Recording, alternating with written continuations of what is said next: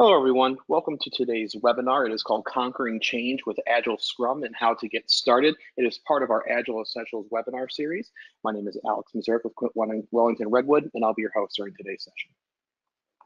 Now, there's a few things before we get started. Obviously, you can hear us, but we can't hear you. That is because it works one way, but you can be heard. There should be a questions panel on your GoToWebinar screen here. And if you have a question during any point of this webinar, go ahead and ask it there, and we'll have a designated session at the end of the webinar in which I will read the questions aloud, and our presenter today, Hilda, will answer them for all to hear. And last off, if you need to leave early or for any reason, we are recording today's webinar, and everyone who registered will be sent a follow-up email with a link to the recording later on. Now, just a few things about Quint before we hop into the content. Quint is a completely global company. We do agile projects all over the world. We have over 200 consultants delivering projects all over the world. For the last 3 years, actually the 4 years now, we've been selected as the world's best outsourcing advisor by the IOP in the areas of quality, delivery, and innovation. And last off, most directly related to this webinar, we are a founding member of DASA, which is the DevOps Agile Skills Association, to offer a set of trainings, especially for helping you and your people get started with DevOps and implement DevOps within your organization. I highly recommend you check out those trainings. They're available on our website. Now, these are the 6 key areas in Quint helps. We help organizations, of course, organize their IT, blend technology with their business, help them innovate across their business ecosystems, transform to high performance, especially using methodologies such as Agile. We help companies be smart with their data. And last off, in the era of the digital transformation, we help them digitize their products and services. And now, without any further ado, I'm going to hand things over to our presenter today, Hilda Voigt. Thank you for joining us today, Hilda. Thank you, Alex, and welcome to this webinar, everyone.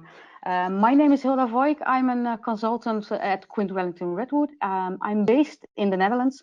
I have my experience as both a consultant and a manager in IT and non-IT organizations, especially in changing environments and how to adjust to that. That's also the main focus of the webinar of today. All the change that's going on in the world, how does it affect your company and how can you deal with this change? Scrum Agile is one of the ways that we think that can help you adapt to this change. So the agenda for today, we'll just check in some of the characteristics of an agile way of working for both IT and non-IT. I'll be explaining on Agile Scrum, some of the roles and events. What do you need to get started? Of course, I'll show you what can be the typical results when you start working with Scrum Agile and how to get started. And like Alex said at the end, the questions you might have that will come to me. So like I said, Agile for both IT and non-IT.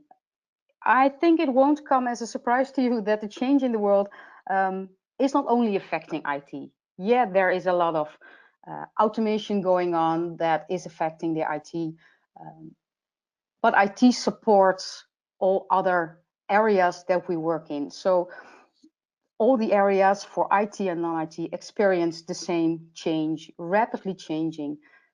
Like what 30 years ago, what you thought of today might be still the same in like a year or 2 years. And now you've probably also experienced that what is true one day is maybe already changed the next day. So we're having a rapidly changing environment and it'll stay this way. Customers will change. They have also the changing environment. The new technologies, you'll probably experience it, that especially maybe when you have children, every day they come with new technologies that you haven't heard of, that you haven't thought of. So they'll be introduced to you in a much faster way. And with all these new technologies and the change, the information that's coming to you, it's not only one way. It's not only when you talk to someone, but with all the channels that we have, you have to react to this change. And how do you do it? We think that Agile Scrum might be one of the things that can help you adapt to this change. Okay, so we've thought of Agile, the changing world, and the Agile that might be the answer to it. But is Agile the answer to everything? No, of course not. That's an answer that you could have thought of already yourself.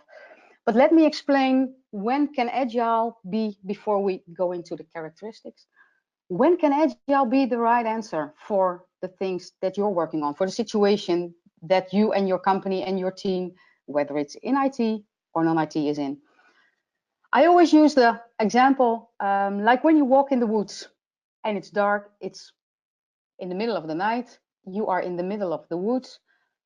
So like you are not on a path and you need to find your way out of the woods. My question to you is, would you make large steps in a rapid pace, or would you take small steps? Okay, I thought you'll probably take small steps because you don't know what's in front of you. It's dark, there might be trees, there might be a ditch. So in that situation where it's unclear where you are, what the surrounding is all about, you are more cautious. You want to take small steps because with a small step, you will have the information whether there's a tree or that you might have to take a step to the left or to the right. But when it's in broad daylight and you can see the building that you're heading to, you don't have to cross the street. It's not that there's bicycles or pedestrians. Then you won't take small steps. Then you can take large steps because you see the goal. It's very clear, straight ahead, and go towards the goal. So we use Agile Scrum when the surrounding that we're in, the information that we have, there's a lot of uncertainty. Maybe information's missing, the environment is changing. So then when we start working with Agile and we look at more companies, then we have some characteristics of these companies that have this Agile way of working. And the first one is the short feedback loop. You want to have, when things are unclear, you want to have the teams that are building the stuff, that are making things, products, services, they want to have a fast feedback on whether what they're building is what's needed, if the effect of the products and services that they're making is what's needed, or if any adjustments should be made. So we don't wait for weeks or months to give the feedback. No, we try to make it on a daily basis. To have the feedback, okay, are we on the right way? Or maybe on a 2-week basis. Later on, I will check with you some of the events that you can implement in your organization when working with Scrum Agile. But we also recognize flow. And flow is that the people that are working together on the product or services and the departments that are working together, that they have this alignment together, that there's not a lot of waste in like waiting for each other, missing information, products that are made that no one's waiting for. So we recognize, wow, you maybe recognize when you're yourself is in a flow. It seems that everything is going very smoothly. That's also in an organization that has flow. Direct decision making. If you have this changing environment where we need these short feedback loops, you also have to give the teams the possibility of this direct decision making. Because what's the use of short feedback loops? You give the information, but then we still need to wait for like a manager to make the decision. So this direct decision making, when we have the information, we can and we are able and we do it. We make these decisions that are needed to make the change. And for that, we need leadership. Not only leadership in the top, but also the leadership, or not also, but specifically the leadership in all layers of the organization. The people that are working in the organization, they all need to take charge. So it's the team, it's the individuals. They need to take charge and responsibility to make these decisions, to have the feedback and to react on the feedback and the information that is handed to them. And the last one that we see in the organizations that are working with Agile is the interaction with the customer. Because without a customer, who are we making the products for? The customer can be a customer inside your organization. It might be a different department, or it can be an end customer, the one that's paying in the end for the services or the products that you're making. So in that way, you also recognize that the agile way of working can work for both IT and non-IT, because all the items that I'm stating right now, it's not specifically for an IT organization. Also, non-IT need to have the ability to adapt to change. So let's get into Agile and Scrum. When I'm working in the organizations, I recognize that it's not always very clear what the difference is between Agile and Scrum. So please let me explain to you what's the difference and between Agile and Scrum. Agile is like principles. It's the wisdom of being agile, being able to change, adapt to the change. Where Scrum is a methodology. It's really the method that prescribes how to act. The example is like agile can be a way of eating. It might be a diet, where Scrum will be a specific dish. The specific dish that will describe how you are going to make it. For instance, like when you make pancakes, you have to follow the recipe. You can maybe change a little, but you cannot leave the eggs out. For instance, if you leave eggs out of a pancake, you get a completely different dish. So that's also with Scrum. Scrum is the method that prescribes what steps to take, but it also determines what is the game that we're playing, because a methodology, it's not about all that free, like, oh, okay, leave something. Oh, we don't like this, we will leave this out. It's like playing baseball. I'm from Holland. I play soccer, but I'll maybe that's maybe not clear for everyone, so I'll just take baseball. And if you explain to me baseball, I'll think, well, why is there a catcher? Because I have so many field players, so maybe I'll just leave out the catcher. Well, maybe I'll leave some outfielders because there's also too many. And I've taken out so many people. Oh, let's wait. Let's also take out the pitcher. Let's just put the ball on some kind of stick, so then I also don't need the pitcher anymore. Oh, I don't think that I'm playing baseball anymore. Isn't it called peanut ball? That's with the method. You make the rules, and I'll explain later on how it works with Scrum and Agile. But if you want to check it, please check an article, and it's called "We Tried Baseball and It Didn't Work." There it's very clear described what's going to happen if you change the rules up front before you play the game. Because if you change the rules up front, you probably won't like the game. So many times when I hear companies say, "We tried Scrum and it didn't work," I have to make I can see that they didn't use all the rules that are needed, all the methods, all the components of the methodology. So if you leave something out, you'll change the game. Please let me explain something more about Agile and Scrum. So about the Agile Manifesto, that's the basis. It's the values of working Agile. And if you, well, maybe you haven't heard of it, but with me coming to companies, and they also sometimes state, and it's especially the teams, since we now started working with Agile, we don't do this anymore. We don't make any more documents because we're working Agile. And then my question is, okay, because I don't recognize it, where did you learn that? Because you didn't follow any of my trainings for sure. And then they said, well, that's one of the values of Agile. And then I'm like, okay, please show me which one. And then they show me the slide that you're seeing at this moment. And they point out to me the second one, working software over comprehensive documentation.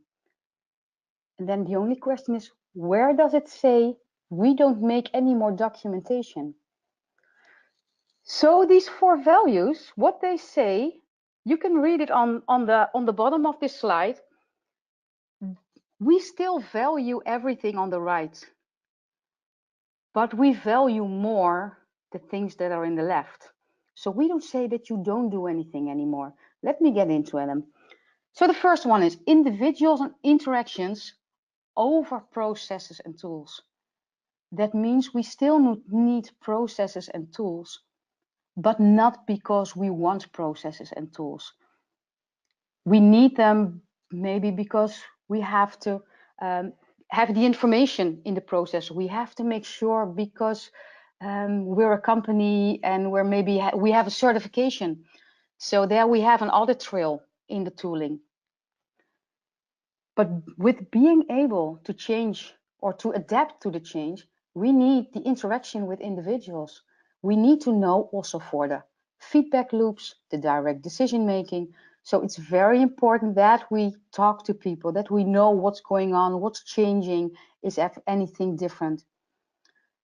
That's also with the second one. We go for working software. Working software over comprehensive documentation. And it's very clear, it's the comprehensive in documentation. So we only make the documentation that is needed to make sure that everyone knows how the software is working. Or for non-IT, it doesn't have to be software, the working service or the working product. That's where we put our energy in, and we only make the documentation that is needed.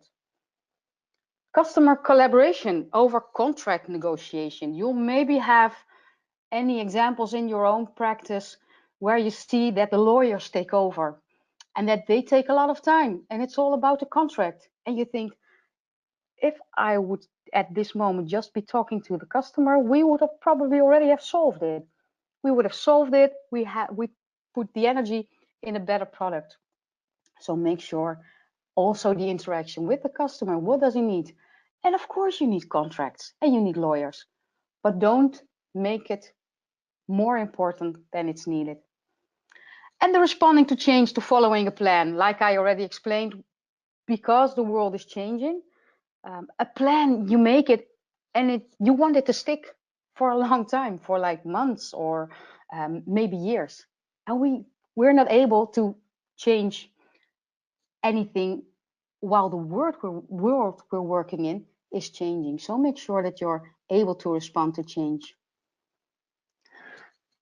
Many of these I already explained who's benefiting, and you can make it. You can make it in three components. It's the customer. The customer will get, because we have the customer collaboration. We talk and we are able to change to their changing needs. The customer will experience, oh, this company is making what I need. But also personnel, with the direct decision making, with the fast feedback loops, the personnel will feel that they know what they're working on. I don't know if you know the example. It's about two people stacking bricks in the street, and this guy walks up to them and he asks them both the same question. And he asks, can I ask you what you're doing? And this one guy says, I'm stacking bricks. And the other one says, I'm building a castle. And that's what's going on. Because you have the personnel, the fast feedback loops, they have the leadership, you give them the opportunity to make the decisions so they know they're building a castle. And what's more valuable than your personnel being able to make the decisions that are needed to adapt to the changing environment? So then the last one, the organization is benefiting because the personnel is more happy, they're making the decisions that are needed. That means for the organization, reduced failed projects. Because we don't work till like months on a project, we are able to change faster. So both customer, personnel, and organization will benefit from working in an agile way. Also here, doesn't mean specifically IT, it's for IT, it also means for non-IT. So then, how to get started? Like I already said, Agile. are the principles, but we have a Scrum framework. The framework that we say, if you were to work Scrum, we experience just in daily life that if you follow this framework, it'll give you all the pieces you need to being able to work agile. And it's like you can say, okay, we have 1, 2, 3, 4. We have one, you see in the end, we have one increment. We have 2 backlogs. I will just explain, a product backlog and a sprint backlog. We have 3 roles in the team, and we have 4 events where we have the feedback and check what we're doing. A backlog, that is the opportunity where we prioritize the work that we're doing. And that we do with the vision of the business information. The business will give us the feedback of what's more important. What do we need to make, or how do we need to respond? So we know as team, so the business gives us the what, and so then we as team know how to make that. So from the product backlog, we make an extraction. In a refinement, we make our sprint backlog.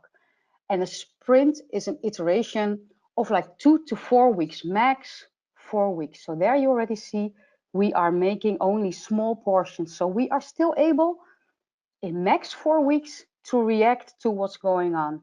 So if in these 4 weeks anything's changed and that the increment that we made is not up to the standards anymore because of the changing environment, it's only, let me say, only 4 weeks that we need to change. So that is the fail fast, learn fast. It's not years that we need to change. The Scrum team and the roles I will get into in the next slide. And just let me explain short the 4 events. We have in the top the sprint retrospective. That's where we look with the team. How did this sprint work? Was everyone doing what they needed to do? Is there anything that we need to change for as a team? Like if you check the flow, how to work. We have the sprint review. The sprint review where we have a demo. The demo of what we've made in this sprint, where we invite the stakeholders to check if this is what we need to deliver to have the customer satisfied. And we have the daily Scrum on a daily basis, because we're working in these short iterations. You want to know on a daily basis if everyone was able to work according to their planning. Did they finish the work that they planned for yesterday? What is on their planning? And what's very important, the question, do you need any help? And that can be knowledge, that can be more colleagues to do the work. So that's a very important question in the daily Scrum. And the sprint planning, where we take from the prioritized product backlog the items to do in this next sprint. So the sprint, the iteration of 2 to 4 weeks. And then the 3 roles in the Scrum team. Okay, let me, I've talked too fast. Let me just show you. This is already what I explained to you, the different parts in the, so the one increment and the roles. Now I was too fast. I'll just get to you with the different roles in the team, because that's very important. And that's also especially for maybe still the non-IT people that are in this webinar. The product owner is the role where the business defines what's needed. And the business can, or usually it's not the IT.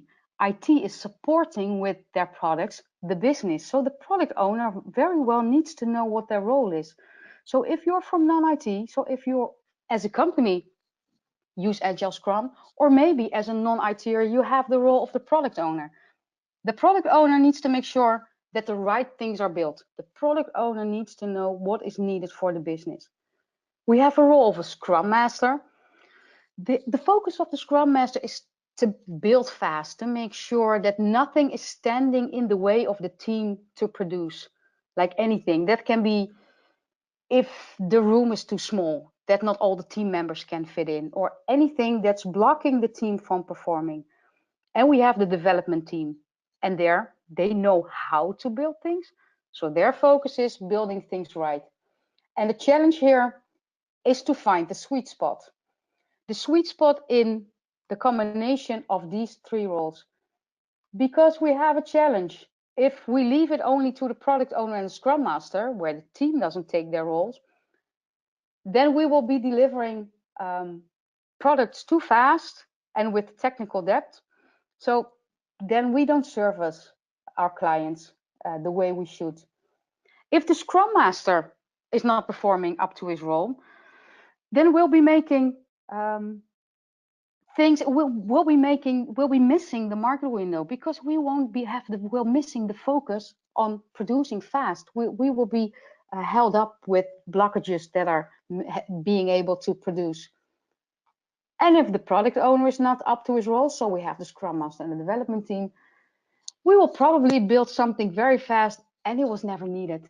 You will probably in your organization have also the examples of what's happening in that way. So it's up to all these three roles to be performed very well to have the sweet spot. So that makes me come to a recap. The recap on Agile and Scrum that can help overcome the change. I've talked to you about doing Agile versus being Agile. And we have the practices and we have the mindset. I've explained the Scrum framework. That's the game that we're playing. So we need all the items, the artifacts and the events in the Scrum framework. And I can only end with saying plan, build, review, retrospect, adapt, and last but not least, repeat and keep doing it in the short iterations. So that's my conclusion to this webinar. Okay, thank you. Are there maybe any questions? Yes, Hilda, thank you for the excellent presentation. There are a few questions that we can address so far. So the first one that I have here is, I've heard of fail fast, learn fast before in relationship to Agile, but what if I don't want failure? Well, thank you very much for the question. It's a good one. No, of course, we don't want failure. We strive to perfection, but that's not reality. Reality is that failure, especially what I said, if the world is changing, failure will happen. So failure doesn't mean that you made a mistake, but failure is that what you built didn't live up to the expectations.